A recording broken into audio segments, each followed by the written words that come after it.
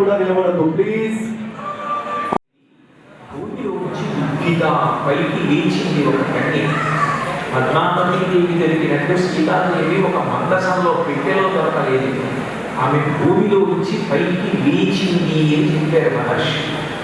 ఆమె పైకి లేవడమే కాదు, నేను ఆమెకు పేరు పెట్టలేదు. ఆమె తనకు తాను పేరు పెట్టుకుంది, సీత అని పేరు పెట్టుకుంది. సీత అంటే నాగేటి చాలుని తగిలి ఉద్భవించినది అని. ఆమె నరక అంత కాదు, ఆమె నరులను పుట్టినది కాదు, నాకు నా భార్యకు కలిపి జన్మించినది కాదు. ఆమె నాగేటి చాలు తగిలి పైకి లేచి, పైకి లేచే లక్షణం ఎవరికి ఉంటుంది అంటే కుండలిని శక్తికి ఉంటుంది. కుండలిని శక్తి మనిషి యొక్క వెన్నుపాము కింది భాగంలో 3.5 చుక్కల చుట్టూ పడుకుని ఉంటుంది. ఆ కుండలిని శక్తియే సాక్షాత్ లలితాపరాభట్టారిక స్వరూపం. ఆమెయే కామాక్షి పరదేవత. అంటే పరదేవతయే భూమిలోంచి పైకి లేచి అమ్మవారు నాకు కూతురుగా ప్రభవించింది. ఇక్కడ చెప్పరు కానీ అయోధ్య కథలో చెప్తారు. ఆ పిల్ల దొరికినప్పుడు దశరథ మహారాజు గారి జనక మహారాజు గారికి అనుమానం వచ్చింది. ఈమె ఎవరో నాకు కనపడింది, ఈమె నాకు ఏమవుతుంది? ఎందుకనంటే ఒకరు నాకు ఏమవుతారు అన్నదాన్ని బట్టి ధర్మం ఆధారపడుతుంది. నేను నా భార్య ముందు నిలబడితే నాది భర్త ధర్మం, మా అమ్మగారి ముందు నిలబడితే కొడుకు ధర్మం, మా అక్క దగ్గర నిలబడితే తమ్ముడి ధర్మం, మా ఒదిగి దగ్గర నిలబడితే మరిది ధర్మం. నేను ఎవరి ముందు నిలబడ్డానో నాకు వాళ్ళతో ఉన్న అనుబంధం ఏంటి అన్నదాన్ని బట్టి ధర్మం ఆధారపడుతుంది. ఈమె నాకు ఏమవుతుంది అని అడిగాడు. అడిగితే అశరీరవాణి కలిగింది. అంతరిక్షీచమౌదుగా ప్రతిమ మానుషీయ వేగవేద నరపతే తలయాతవా. అంతరిక్షం మాట్లాడుతూ అశరీరవాణి, ఈమె నీకు పుట్టిన పిల్ల కాకపోవచ్చు, కానీ ఈమె నీకు లభించింది కాబట్టి ఈమె నరకాంత కాకపోయినా ఈమె ధర్మము చేత నీకు కుమార్తె అవుతుంది అన్నారు. ఇప్పుడు ఆమె నరకాంత కాదు, జనకుడు నరుడు. ఆయన ఉన్నది మత్స్యలోకంలో, అంటే నదులు ఉన్న లోకంలో ఉన్నాడు. నరకాంత కాని పిల్ల సాక్షాత్తు పరదేవతా స్వరూపిణి అయిన పిల్లకి భర్తగా ఉండదగిన వాడు పరమాత్మ ఒక్కడే. ఆమె స్త్రీ రూపంలో వచ్చింది అంటే మాయామానుష స్వరూపిణి. మహామాయా విశ్వం బ్రహ్మయసి పరం బ్రహ్మ మహిషి అంటారు సౌందర్యహరణ శంకరాచార్య వారు. ఆమె మహామాయా స్వరూపంగా ఈ లోకాన్ని అంతటినీ కూడా తిప్పుతూ, అంతటి మహామాయా స్వరూపిణి ఆదిశక్తి స్వరూపిణికి భర్త పరమాత్మ. ఆ పరమాత్మ ఎక్కడ పుట్టాడో, ఏ అవతారంలో వచ్చాడో ఎట్లా తెలుస్తుంది? అందుకని జనకుడు ఏం చేశాడంటే ఆమెని వీర్యశోభిక అన్నాడు. వీర్యశోభిక అంటే అపార పరాక్రమము కలిగిన వాడెవరో వాడిని ఇచ్చి పెళ్లి చేస్తారు. అపార పరాక్రమం ఉన్నవాడు సాక్షాత్ పరమాత్మ అని ఎట్లా గుర్తుపట్టడం అంటే, తన వంశంలో 6వ వాడైనటువంటి దేవరాజుడి దగ్గర పరమశివుడు తన ధనస్సుని న్యాసంగా ఉంచాడు. అంటే కొంతకాలం వాళ్ళ ఇంట్లో ఉత్సవాన్ని ఇచ్చాడు. పరమశివుడు ఎందుకు ఇచ్చాడు? తరువాత రామావతారం వస్తుందని తెలుసు. సీతారామ కళ్యాణం జరగడానికి పరమాత్మ ఎక్కడ నరుడిగా వచ్చాడో గుర్తుపట్టడానికి ఈ ధనస్సు అవకాశం ఇవ్వాలి. మీకు రామాయణం చదివితే శివకేశవుల మధ్య భేదం లేదు అన్న విషయం సీతారామ కళ్యాణం దగ్గరే స్పష్టంగా తెలుస్తుంది. కాబట్టి 6వ వాడైన దేవరాముడి దగ్గర న్యాసంగా ఉంచాడు శివధనస్సుని. నేను నాకు అల్లుడు కాబోయే వ్యక్తి, ధర్మము చేత ఈమె నాకు కుమార్తె కనుక ఈమెకి భర్తని గుర్తుపట్టడం నా వల్ల సాధ్యం కాదు. పరమాత్మ ఎక్కడ ఏ రూపంలో ప్రభవించాడో నేనేం చెప్పగలను? అందుకే ఈ శివధనస్సు ఎవరు ఎక్కువ పెడతారో వారికిచ్చి ఈమె వివాహం చేస్తాను అని ప్రకటించారు. నేను అట్లా ప్రకటించిన తర్వాత ఈమె యొక్క అందచందాలు, ఈమె యొక్క గుణాలు, ఈమె అయోధ్యగా పుట్టిన వైనం తెలుసుకుని ఎందరో రాజులు ఈ శివధనస్సుని ఎక్కువ పెట్టడం కోసం వచ్చారు. కానీ వాళ్ళెవ్వరూ కూడా ఈ శివధనస్సుని ఎక్కువ పెట్టలేకపోయారు. ఎక్కువ పెట్టలేక అవమానపడి మనకెవ్వరికీ కూడా జనకుడు పిల్లలు ఇవ్వలేదు, ఎవ్వరూ శివధనస్సుని ఎక్కువ పెట్టలేకపోతున్నాం కాబట్టి మనందరం కలిపి ముందు జనకుడిని సంహరించాం. జనకుడిని చంపేసిన తర్వాత సీతమ్మని ఎవరు వివాహం చేసుకోవాలో అనేది తర్వాత నిర్ణయించుకుందామని రాజులందరూ కలిసి జనకుడి మీదకి యుద్ధానికి వచ్చారు. జనకుడు కోట ద్వారాలు మూసేసి 1 సంవత్సరం పాటు కోటలో ఉండి యుద్ధం చేశాడు. లోపల ఉన్న జీవోపకరణములు అయిపోయి, జీవోపకరణములు అంటే తినడానికి కావలసిన ధాన్యము మొదలైనవన్నీ అయిపోయి, ఇక తినడానికి కూడా కోటలో ఏంది. తతో దేవగణాం సర్వాన్ తపసాహం ప్రసాదయం గదుశ్చ పరమప్రీత చతురంగ బలం సురాహ అంటాడు జనకుడు. నేను అప్పుడు తపస్సు చేశాను, కోటలో కూర్చొని దేవతలు నా ఎందుకు ప్రీతి చెంది నాకు కోటలో సమృద్ధిగా ఆహారాన్ని ఇచ్చారు. దానితో పాటుగా నన్ను ఓడించడానికి ప్రయత్నిస్తున్న రాజులందరినీ సంహరించడానికి చతురంగ బలాలు ఇచ్చారు. నేను ఆ చతురంగ బలాల యొక్క సహకారంతో ఆ వచ్చినటువంటి రాజులందరినీ ఓడించి సీతమ్మని కాపాడుకున్నాను. కాబట్టి ఈ శివధనస్సుని ఎవరు ఎక్కువ పెడతారో వారికి ఇచ్చి నేను సీతమ్మని వివాహం చేస్తాను అని ప్రతిజ్ఞ చేశాను. మరి సీతమ్మ అయోధ్య కదా, నువ్వు నరుడివి కదా, ఆవిడ పరదేవతా స్వరూపిణి కదా, ఆమె నువ్వు ఎలా వివాహం చేస్తావు అంటామేమో. నేను ఒక మాట చెప్తాను. ఇది ధనుషో రామ కుర్యాదారోపణం ముని సుతాం అయోనిజాం సీతాం దర్యాం దశరథేర ఎత్తి పొడిచాడు. అంతమంది ఎక్కువ పెట్టలేకపోయారు. దశరథ మహారాజు గారి కొడుకు ముగ్గు పచ్చలా పనివాడు ఈ పిల్లాడిని పెట్టేస్తారు ఆ శివధనస్సుని. నిజంగా ఒకవేళ మీరు చూపించమంటున్నారని నేను ఆ శివధనస్సుని ఇక్కడికి తెప్పిస్తే యజ్ఞస్య ధనుషో రామ ఆరోపణం ముని, ఓ ముని ఈ పిల్లవాడు కానీ ఎక్కువ పిడితే సుఖం నాకు అంటే, ఎందుకంటే అంతరిక్షం చెప్పింది అశరీరవాణి, ఆమె నాకు ధర్మము చేత కుమార్తె అని చెప్పింది. సుతాం అయోనిజాం నరులకు పుట్టని పిల్ల, అయోనిజాం సీతాం సీతమ్మ అని తనకు తాను పేరు పెట్టుకున్న పిల్ల, దర్యాం దశరథేరహం తండ్రిగా అమ్మాని అతను శివధను భంగం చేశాడు, శివధనస్సు ఎక్కువ పెట్టాడు కాబట్టి నిన్నిచ్చి వివాహం చేస్తానంటే సీతమ్మ కాదు, కాబట్టి నేను సీతమ్మనిచ్చి వివాహం చేస్తాను అని మళ్ళీ ఇంకొక మాట అన్నాడు. నిజానికి పదవిర్మాంశాశ్య ప్రపూరణి ఆరోపణి సమానులోకి పేపని తొలనేటివా అన్నాడు. నిజానికి ఈ రాముడు ధనస్సుని ఎదురు పెడతాడా? పదవిర్మాంశాశ్య ప్రపూరణి. ఎవరు రాముడు? ఒక నరుడు. దశరథ మహారాజు గారికి లేక పుట్టిన ఒక కొడుకు, కౌసల్య గర్భవాసం చేసి బయటకు వచ్చినవాడు. ఒక మనుష్యుడు శివుడి యొక్క ధనస్సుని ఎత్తి ఇల్లు పెడతాడా? సాధ్యమా? పదవిర్మాంశాశ్య ప్రపూరణి ఆరోపణి సమాయోగి వేపని తొలనేటివా. శివధనస్సు ఎత్తు పెట్టడం అంటే మాటవా? దాన్ని పట్టుకోవాలి, పైకెత్తాలి, వింటినాన్ని విప్పాలి, ముడి వేయాలి, ఆకరణాంతాలు లాగాలి. శివుడి యొక్క ధనస్సుని ఒక మనుష్యుడు ఎత్తు పెడతాడా? సాధ్యమా అని అన్నీ తెలిసిన్నవాడు బ్రహ్మర్షి విశ్వామిత్ర మహర్షి.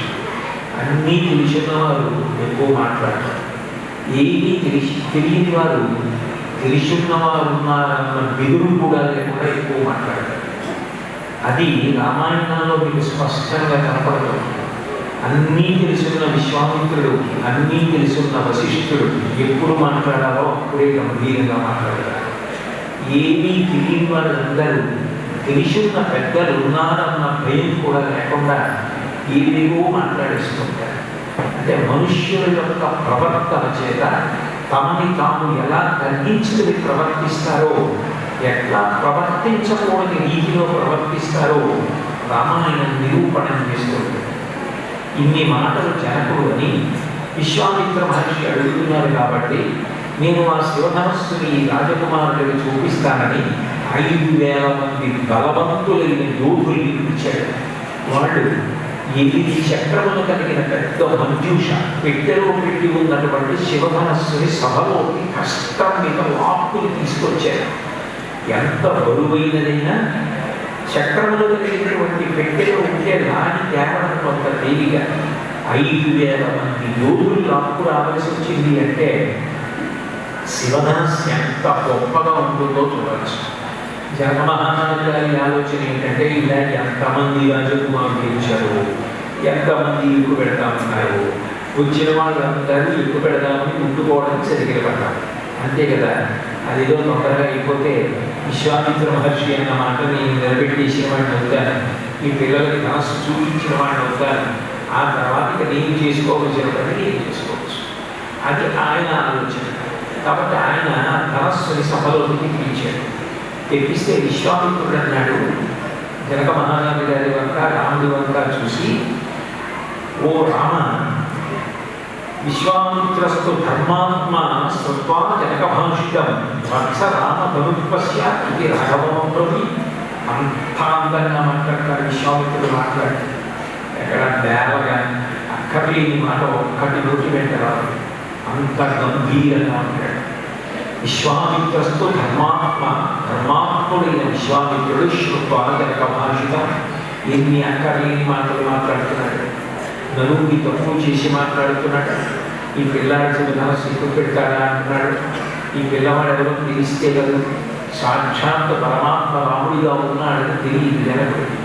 తాను ఎవరిని వెతుకుతున్నాడో ఆయన ఈయన రూపంలో ఉన్నాడని కనిపెట్టలేక అక్కర్లేని మాటలు ఎన్నో మాట్లాడుతున్నాడు అనుకొని శత్వాజనక భాషితం జనకుడు చెప్పిన విషయాలన్నీ వత్స రామ ధనుపస్య. ఎంత ప్రేమో ఆ శిష్యుడి మీద. వత్స అంటాడు. వత్స అన్న మాట ఆవు దూడకి వర్తిస్తుంది. గోవత్సము అంటాడు. ఆవు మాంసాహారం తినదు, అయినా కూడా దూడ నాలుగులో పుట్టినప్పుడు గోవు తన నాలుక చేత దూడ శరీరానికి అంతటికీ కూడా అంటి ఉన్నటువంటి ఆ మాంసపు పొర మావిని తన నాలుకతో దాన్ని శుభ్రం చేస్తుంది. గురువు శిష్యుని ఒంటికి పట్టి ఉన్నటువంటి అజ్ఞానం అన్న మలినాన్ని అలా తీసేస్తాడంత ప్రేమతో. అందుకని వత్స అంటాడు. అంత ఓర్పు పడతాడు. అన్నీ తెలిసిన వాడినా అంత మర్యాదతో, ఏమీ తెలియని వాడ అంత నిశ్శబ్దంగా, అంత గంభీరంగా ఉంటాడు. నీ వత్స రామ ధనుపస్య. రామ, ఈ ధనస్సుని చూడు అన్నాడంటే ఎక్కువ పెట్టమని చెప్పలేదు, ముట్టుకోమని చెప్పలేదు. ఇది అనుభవమని రాఘవుడితోటి దాన్ని చూడబోయ్ అన్నాడంటే, ఏం చూడబోయ్ అన్నాడెందుకు, ఎక్కువ పెట్టు అనొచ్చు కదా అన్నాడు. ఎందుకనంటే జనక మహారాజు గారు అది ఎక్కువ పెట్టిన వాడికి నేను పిల్లలిస్తానని చెప్పాడు.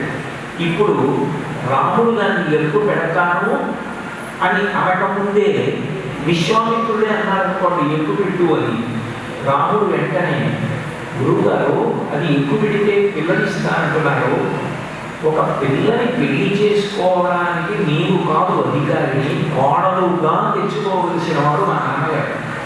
మా నాన్నగారి ప్రమేయం లేకుండా ఈ ధనస్సు నేను ముట్టుకోను అంటే గురువు గారి గౌరవం ఏమనుకుంటుంది ధర్మం విషయంలో. అందుకని రామ నువ్వు ఎక్కువ పెట్టు అని విశ్వామిత్రుడు అన్నాడు. వత్స రామ ధనుపస్య ఇది రాఘవ ప్రవీత. ఇంత ఉత్తమ క్షత్రియుడు, ఇంత దశరథ మహారాజు గారి కుమారుడు, ఇంతటి రాజకుమారుడు, యువరాజు కావలసిన వాడు ఒక ధనస్సుని చూసి ఎంత గొప్పగా ఉందో ఒక్కసారి ముట్టుకుంటాను అనకపోతే వీరాధివీరుడి యొక్క లక్షణం ఎలా బయటకు వస్తుంది? ఆ స్పృహ ఎవరికి ఉండాలి? రాముడికి ఉండాలి. పిల్ల కోసం కాదు, ధనస్సుని ముట్టుకోవాలన్న ఉత్సాహం ఉండాలి. కానీ గురువు గారు ఏం చెప్పారు? ముట్టుకోని చెప్పలేదు, ఎక్కువ పెట్టని చెప్పలేదు. గురువు గారు చెప్పని పని తాను స్వతంత్రించి చేస్తే, తాను ముట్టుకున్న, తాను ఎక్కువ పెట్టినా నేను చెప్పానా అని విశ్వామిత్రుడు అడిగితే అందుకని రాముడు ముట్టుకోడు.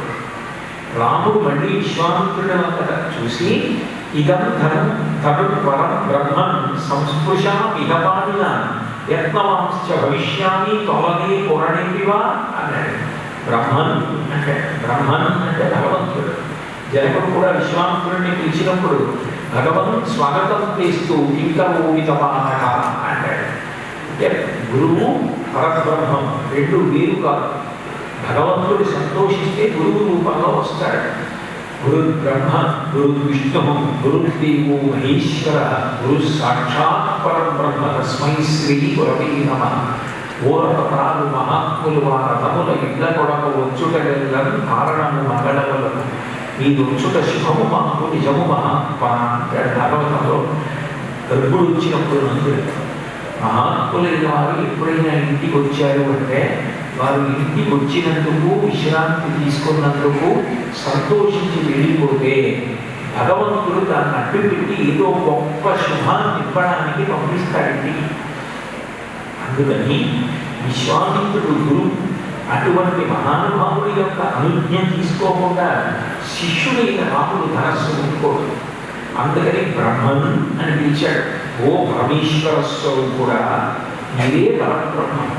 కాబట్టి మీరు అనుమతిస్తే ఇదం ధను పరం బ్రహ్మన్ సంస్పృశామిహపాణిన, మీరు ముట్టుకో అంటే ముట్టుకుంటాడు. ముట్టుకున్న తర్వాత పట్టుకోవాలనిపిస్తే పట్టుకుంటాడు. పట్టుకున్న తర్వాత ఎత్తాలనిపిస్తే ఎత్తుతాడు. ఎక్కిన తర్వాత ఎక్కువ పెట్టాలనిపిస్తే తాడు విప్పుతాడు. తాడు విప్పిన తర్వాత కట్టాలనిపిస్తే కడతాడు. కట్టిన తర్వాత వింటినాడు లాగాలనిపిస్తే లాగుతాడు. చెయ్యనా అంటే గురువు యొక్క అనుగ్రహం లేకపోతే తనకి ఎంత బలమున్నా ఎంత పరాక్రమమున్నా ఆ పని జరగదు. గురువుల యొక్క అనుగ్రహం అన్నిటికన్నా గొప్పది. కాబట్టి గురువు గారి సమ్మతితో ముట్టుకోవాలి. అంతేగాని గురువు గారు ముట్టుకో ఎక్కువ పెట్టు అని చెప్పనప్పుడు తాను ముట్టుకోకూడదు.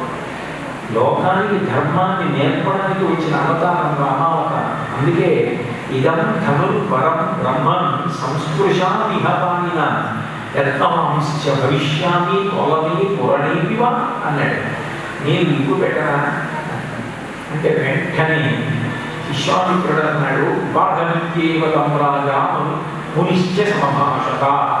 ఎంత తొందరగా మొదలుపెట్టి ఎక్కువ పెట్టేస్తే అంత తొందరగా చదివి పడిపోతాడు. అక్కడ కథ అయిపోతుంది. శివధనస్సుని లోపలికి పట్టుకెళ్ళిపోవచ్చు అని జనక మహారాజు గారి కామపడి అడగకపోయినా జనక మహారాజు గారు అడిగాడు. కాబట్టి విశ్వామిత్రుడు బాఢం అన్నారు. బాఢం ఈ మాట ఉపనయనంలో ఎక్కువ కాపాడు. బాఢం అంటే అట్లాగే గురువు గారు ఎప్పుడైనా ఏదైనా పని చెయ్యి, శుభం భూయ ఆ పని చెయ్యి అన్నారంటే అది అయిపోతుంది. ఎందుకంటే గురువుల నోటి వెంట వచ్చిన మాటయే పరబ్రహ్మము నోటి వెంట వచ్చిన మాట.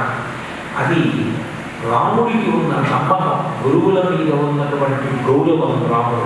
అందుకే గురువుల దగ్గరికి వెళితే రాముడు ఎప్పుడు ఒక మాట అంటూ ఉంటాడు. విశ్వామిత్రుడి దగ్గర ఒక మాట అంటాడు, మీరు నన్ను ఆజ్ఞాముడి యథేష్టంపై శాసనం కరమావకిమ్మంటాడు. రాజు శాసనం చేస్తాడు, కానీ గురువు గారి దగ్గర నిలబడినప్పుడు నేను మాత్రం గొప్పవాడను కాదు.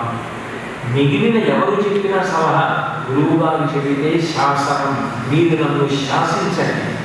నేను మీ దగ్గర నిలబడినప్పుడు మాత్రం కింకరము సముపస్థితవు, నేను మీ కింకరుని. మీరు ఏ పని చెప్తే చేయడం వల్ల నాకు గౌరవం తప్ప నాకు తగిన పని మీరు చెప్పారా అన్నదానితో సంబంధం లేదు. గురువు గారు ఏ పని చెప్పారో ఆ పని చెయ్యడం చేత శిష్యుడు వృద్ధిలోకి వస్తాడు తప్ప నేను అనుకున్న పని గురువు గారు చెప్పాలని కోరుకోకూడదు. గురువు గారు ఏది చెప్తే అది చేసిన వాడెవరో ఆయన శిష్యుడు అంటారు. కాబట్టి తమాంశ్చ భవిష్యామి తమనే పూర్ణైవా బాఢమిత్యేవతం రాజా మునిశ్చ సమభాషత. అటు జనక మహారాజు గారు విశ్వామిత్రుడు కూడా సరే అంటారు. గురువు గారు ఎప్పుడైతే అంగీకరించారో అదే ఆశీర్వచనం. ఎవ్వరు కూడా సభలో అసలు రాముడు ధనస్సు ఎక్కువ పెడతాడు అని ఊహించలేదు. రాముడు ఆరోపయిత్వా ధర్మాత్మా పూరయామాస బ్రహ్మణు తత్వభంజేతరస్వైస్తో మహాయశాః. ఎవరు ఊహించని రీతిలో రాముడు ధనస్సు పట్టుకోవడం, పైకి ఎత్తేయడం, నిలబెట్టడం, వింటినాది విప్పడం, కట్టడం, ఆకర్ణాంతం లాగడం, పెద్ద శబ్దం వచ్చి శివధనస్సు 2 ముక్కల కింద విరిగిపోవడం కూడా తెలియదు. ఇంత పెద్ద శబ్దం వచ్చేటప్పటికీ సభలో ఉన్న వాళ్ళందరూ స్పృహ తప్పిపోయారు. స్పృహలో అక్కడ ఉన్నటువంటి వాళ్ళు నలుగురే, రామలక్ష్మణులు, విశ్వామిత్రుడు, జనకుడు, నలుగురే స్పృహలో ఉన్నారు ఆ శబ్దాన్ని. వెంటనే జనక మహారాజు గారు పరమానందపడిపోయి, నేను గుర్తుపట్టలేకపోయాను, పరబ్రహ్మము ఈ రూపంలో తిరుగుతోందన్నమాట అని పరిగెత్తుకుంటూ వచ్చి భగవంతుష్టమీర్యో మే రామం దశరథాత్మజం అత్యద్భుతమత్యంచ అతర్కితమిదమ్యా అన్నాడు. హే భగవన్ విశ్వామిత్ర మహర్షి, నేను మీరు చెప్పి ఏమిటో అనుకున్నాను, నాకు ఇప్పుడు అర్థమైంది. అత్యద్భుతం, ఇది ఊహకందనటువంటి విషయం. నేను నరుడు అనుకున్నాను, నరుడి రూపంలో పరబ్రహ్మం తిరుగుతున్నాడు అన్నమాట. నరుడిగా కాకపోతే రావణ సంహారం అవ్వదు. కాబట్టి అత్యద్భుత అత్యంత్య అతర్కితమిదమ్య, దీని మీద ఇక బాగా లేదు. సీతాం కులే కీర్తిం అహరిష్యతి సుత సీతా భర్తారమాసాద్య రామం దశరథాత్మజం. మా వంశ ప్రతిష్ట అంతటినీ కూడా ఇనుబడింప చేస్తూ సీతమ్మ ఈ రామచంద్రమూర్తిని భార్య అవుగాక అని ఎంతో ఆనందపడిపోయాడు. అది మీరు బాలకాండలో చదివితే మీకు సీతారామ కళ్యాణం ఎలా కనపడుతుందంటే, దీని తర్వాత దశరథ మహారాజు గారి దగ్గరికి జనక మహారాజు గారి యొక్క భటులు కొంతమంది వెళ్ళినట్టుగా కథ కనపడుతుంది. అయోధ్యకాండలో అనసూయమ్మతో సీతమ్మ మాట్లాడిన విషయాలు జరిగితే తప్ప సీతారామ కళ్యాణానికి సంబంధించిన విషయం పరిపూర్ణంగా అర్థం కాదు. నిజానికి ధనుర్భంగం అయిన తర్వాత జనక మహారాజు గారు పూర్ణ జలకలశ పట్టుకుని గబగబా రాముడి దగ్గరికి వచ్చి, నేను ప్రతిజ్ఞ చేశాను, ఎవరు శివ ధనుర్భంగం చేస్తే వారిని సీతమ్మకి భక్తం చేస్తాను, సీతమ్మని కన్యాదానం చేస్తానన్నాడు. కాబట్టి నువ్వు సీతమ్మని పరిగ్రహించు అన్నాడు. రాముడు అన్నాడు, దీయమానం నతు కదా ప్రతిజగ్రాహ రాఘవ అవిజ్ఞాయ వితిష్యంత అయోధ్యాధిపతి ప్రభువు. ఇది అయోధ్యకాండం చెప్తున్నాను. జనక మహారాజు గారు సీతమ్మనిచ్చి వివాహం చేస్తారంటే రాముడు కన్యాదానం ఉంచుకోలేదు. నేను శివధనస్సు ఎక్కుపెట్టినది ఒక క్షత్రియుడుగా ఎక్కుపెట్టాను. శివధనస్సుని భంగం చేయడానికి నా బలం కారణం. కానీ సీతమ్మని వివాహం చేసుకోవడం కోసం నేను శివధనస్సు ఎక్కుపెట్టలేదు. సీతమ్మని నేను వివాహం చేసుకుంటే ఆమె ఎవరికి కోడలు ఉంటుంది? మా నాన్నగారికి కోడలు ఉంటుంది. ఇంటికి కోడలు ఎవరు కావాలి అన్నది నిర్ణయించవలసినది ఇంటి యజమాని, మా తండ్రి గారు నిర్ణయించాలి. నేను కాదు భార్యను నిర్ణయించుకోవలసింది. నాన్నగారు నేను భార్యను నిర్ణయించేసుకున్నాను అంటే మా తండ్రి గారి పెద్దరికం ఏమైపోయినట్టు. ఆయన ఆమెను కోడలుగా స్వీకరిస్తే ఆయన కోడల్ని నిర్ణయించాలి. ఒరే అబ్బాయి, ఈమె మన ఇంటికి కోడలుగా తగిన పిల్ల, ఈమె నువ్వు వివాహం చేసుకో అని చెప్పవలసిన వాడు మా నాన్నగారు. ఆయన అయోధ్య నగరానికి అధిపతిగా పరిపాలన చేస్తున్నాడు కోసలరాజ్యాన్ని. మీరు అక్కడికి కౌంచి మా నాన్నగారు అంగీకరించి రామా ఈమె మెడలో తాడికట్టు అంటే అప్పుడు నేను తాడికట్టాను. మా నాన్నగారు చెప్పకుండా మాత్రం ఈమెను నేను వివాహం చేసుకోవాలి. ఈమె అయోనిజ కావచ్చు, మహాసౌందర్య రాశి కావచ్చు, ఉత్తమ గుణముల యొక్క నిధి కావచ్చు, ఎందరో ఆమె వివాహం చేసుకోవాలని ఆశ పడి ఉండి ఉండవచ్చు, శివధనస్సు నేను ఒక్కడనే భంగం చేసి ఉండవచ్చు, అయినా చేసుకోవాలి. మా నాన్నగారు చెప్తేనే చేసుకుంటాను. రాముడి ధర్మాన్ని ఆచరించి చూపిస్తాడు. శివధనం భంగం జరిగింది అంటే కారణం ఏంటంటే ధనస్సు వీగిపోయినప్పుడు రెండు ముక్కలైపోతాయి. ఈ రెండు ముక్కలు కూడా వింటినాన్ని పట్టుదని వేలాడతాయి. దాని అర్థం ఏంటంటే మాయని భరించగలిగిన వాడు, మాయని వహించగలిగిన వాడు పరబ్రహ్మము అని చెప్పడానికి ఆ పరబ్రహ్మం నరుడి రూపంలో రాముడిగా తిరుగుతోంది అని చెప్పడం కోసం శివధనుర్భంగం చేయించి రాముడే ఆ పరమాత్మ. రాముడు ఎక్కడ రామాయణంలో నేను దైవాన్నని కానీ నేను పరమాత్మని కానీ అనడం. ఒకవేళ దేవతలే కనబడి మీరు సాక్షాత్తు శ్రీ మహావిష్ణువు అని చెప్పినా నేను అట్లా అనుకోవట్లేదు. అహం దశరథం అని అంటాడు. నేను దశరథ మహారాజు గారి కుమారుడిని అంటాడు. అందుకే రాముడికి అన్నిటికన్నా ఇష్టమైన పిలుపు ఏంటి అంటే దశరథుడి కొడుక, దశరథి అని పిలిస్తే ఆయన ఎంతో సంతోషపడిపోతాడు. అందుకే గోపరాజు గారు దశరథి శతకము అని చేశాడు. దశరథ కుమార అని పిలిస్తే అంత సంతోషంగా ఆ నాన్నగారి సంబంధం చెప్తే ఆయన కొడుకు అంటే పొంగిపోతాడ. శ్రీరఘురామచారు తులసీధరధామ సమక్షమాది శృంగార గుణాభిరామ త్రిజగద్రుత శౌర్య రమాలవామ దుర్వారక బంధ రాక్షస విరామ జగజ్జన కల్మషాన్నవోత్తరకనామ రామభద్రగిరి దశరథి కరుణాపయోనిధి అంటే అటుపరాలు దయకు లోతు రాముడి విషయంలో చెప్పడం సాధ్యం కాదు. సముద్రం యొక్క లోతుని తెలుసుకోవడానికి వెళ్ళిన ఉప్పుబొమ్మ సముద్రంలో కరిగిపోయినట్టు రాముడి దయ లోతుని తెలుసుకోవడానికి పరిశీలిస్తే రాముడి ఎంతో ఐక్యమైపోయాడు. అంత గొప్పది రామావతారం.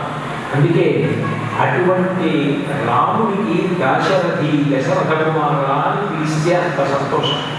వెంటనే జనక మహారాజు గారి దూతలను పిలిచి మీరు చాలా తొందరగా ప్రయాణం చేసి అయోధ్య నగరానికి వెళ్ళి రామలక్ష్మణులు విశ్వామిత్రుడితో మిథిలా నగరానికి వచ్చారని శివధనుర్భంగం చేశారని నేను సీతమ్మని రాముడికి ఇచ్చి వివాహం చేయాలని అనుకుంటున్నానని దశరథుడికి చెప్పి దశరథుడి సమ్మతి తీసుకొని రండి అని కబురు చేశాడు. దూతలు రాత్రి మమళ్ళు ప్రయాణం చేస్తే 3 రోజులు గుర్రాల మీద అంత వేగంగా ప్రయాణం చేస్తే అయోధ్య నగరానికి వచ్చారు. దశరథుడు సభలో ఉన్నాడు. వాళ్ళు వెంటనే అక్కడ ఉన్న ప్రతిహారితో కబురు చేసి దశరథ మహారాజు గారిని దర్శనం చేసుకొని దశరథుడి లోకక్షేమాన్ని అడిగి రామలక్ష్మణులు మిథిలా నగరానికి వెళ్ళడం, శివధనుర్భంగం చేయడం, విశ్వామిత్రుడు కూడా అక్కడే ఉండడం విషయాలు చెప్పి మహారాజు గారు జనక మహారాజు గారు ప్రతిజ్ఞ చేశాడు. ఎవరు శివధనుర్భంగం చేస్తే వాళ్ళకి సీతమ్మనిచ్చి వివాహం చేస్తానన్నాడు. ఇప్పుడు ఆయన ప్రతిజ్ఞ నిలబెట్టుకోవాలి, ఆయన సత్యవాక్యమునందు నిలబడాలి అంటే రాముడు ఒప్పుకోవాలి. రాముడు ఏమన్నాడు, నా తండ్రి దశరథుడు అంగీకరిస్తేనే నేను ఆమెను పత్నిగా స్వీకరిస్తానన్నాడు. అంటే ఇప్పుడు అసలు జనక మహారాజు గారు ప్రతిజ్ఞ నిలబెట్టుకోవడం ఎవరి చేతిలో ఉంది? నీ చేతిలో ఉంది. కాబట్టి మా మహారాజు మిమ్మల్ని ప్రార్థించడానికి మమ్మల్ని పంపించాడు. కాబట్టి ప్రతిజ్ఞాం కర్తుమిచ్చామి అనుజ్ఞాతు వర్హసి, మీరు అనుజ్ఞ ఇస్తే మన జనక మహారాజు గారు మాట నిలబెట్టుకున్నవాడు ఉంటాడు. లేకపోతే మాట మాట్లాడి మాట నిలబెట్టుకోని పాపం వస్తుంది. కాబట్టి అనుజ్ఞ ఇవ్వండి అని వెంటనే అబ్బా మా అబ్బాయి శివధనుర్భంగం చేశాడా, జనకుడి కూతురా, అయోనిజ, ఇవన్నీ చూడలేదు. సభలో ఉన్న మహర్షుల వద్ద తిరిగాడు. ఆ సభలో వశిష్ఠో వామదేవశ్చ జాబాలి యద కాశ్యపః కాత్యాయన సువిజ్ఞశ్చ గౌతమో విజయస్తథా మార్కండేయశ్చ దీర్ఘాయుః కాత్యాయన ఋషిస్తథా మహాత్ములైనటువంటి ఋషులందరూ కూర్చున్నారు. వశిష్ఠుడు, వామదేవుడు, జాబాలి, కాశ్యపుడు, తర్వాత దీర్ఘాయుష్మంతుడైనటువంటి మార్కండేయ మహర్షి, కత్యగిన మహర్షి, వీళ్ళందరూ కూర్చున్నారు. వాళ్ళ వంక తిరిగి ఒక మాట అన్నాడు, ఇదిగో రోచతే వృత్తం జనకస్య మహాత్మనః పురీం గచ్ఛామహే శీఘ్రం మా భూత్కాలస్య పర్యయః అన్నాడు. ఎంత మర్యాదగా ప్రవర్తించాడు. మనకి పిల్ల ఎంత గొప్పది కాదు, జనకుడు ఎంత డబ్బు ఉన్నవాడు కాదు, ఎంత రాజ్యం ఉన్నవాడు కాదు, జనక మహారాజు గారి యొక్క ప్రవర్తన ఎటువంటిది. అదే కోరిక కూతురికి వస్తుంది. ఆయన పెద్దలను గౌరవించేవాడైనా, ఉదారమైన చారిత్రం ఉన్నవాడైనా, మంచి లక్షణములు ఉన్నవాడైనా జనక మహారాజు గారు ఇదిగో రోచతే వృత్తం జనకస్య మహాత్మనః, జనకుడు ఎటువంటి వాడో నాకు చెప్పండి. ఒకవేళ ఆయన కూతుర్ని మనం వివాహం చేసుకోవచ్చు అని అనుకుంటే, ఆడపిల్లి వారు అడిగారు కదా అని మీనమేషాలు లెక్క పెట్టి మనం ఇది ఆలస్యం చెయ్యడం, వారిని అవమానించడం. వారు కబురు చేసినప్పుడు వెంటనే మాట్లాడాలి, వెంటనే మనం ఇది ఒకటి చెప్పాలి, అది మర్యాద. అంతేగాని పిల్లలు ఇస్తామన్నారు కదా అని మనం ఆలస్యం చేసి మాట్లాడడం మర్యాద కాదు. కాబట్టి మా భూత్కాలస్య పర్యయః, జనకుడి ప్రవర్తన గొప్పది. మన వంశంతో ఆ వంశం సరిపోతుంది, బియ్యం అందవచ్చు, ఆ పిల్లని కోడలుగా తెచ్చుకోవచ్చు అని మీరంటే అని పెద్దలు నిర్ణయించినారుగా. మీరు అంటే ఆలస్యం లేకుండా వెంటనే మనం మిథిలా నగరానికి వెళ్ళిపోయి వివాహం చేసుకుని కోడలు తీసుకొచ్చేద్దాం. ఎంత పెద్దరికంగా మాట్లాడాడు దశరథుడు అంటే వెంటనే అక్కడ ఉన్నటువంటి పెద్దలందరూ కూడా సంతోషించి, జనకుడు చాలా ఉత్తమ చారిత్రం ఉన్నవాడు, చాలా గొప్పవాడు, కాబట్టి మన అందరం కూడా బయలుదేరవచ్చు అన్నారు. అంటే మహర్షుల్ని, సైన్యాన్ని, సుమంతుడు మంత్రిని వాళ్ళందరినీ కూడా విశేషంగా ధనాన్ని కానుకల్ని ఒకవేళ అక్కడ వివాహం చేసేయవలసి ఉంటే కావలసినవన్నీ పట్టుకొని బయలుదేరమన్నాడు. ఋషుల్ని కూడా బయలుదేరమన్నాడు. తాను అప్పటికి 60,000 సంవత్సరముల వయస్సు.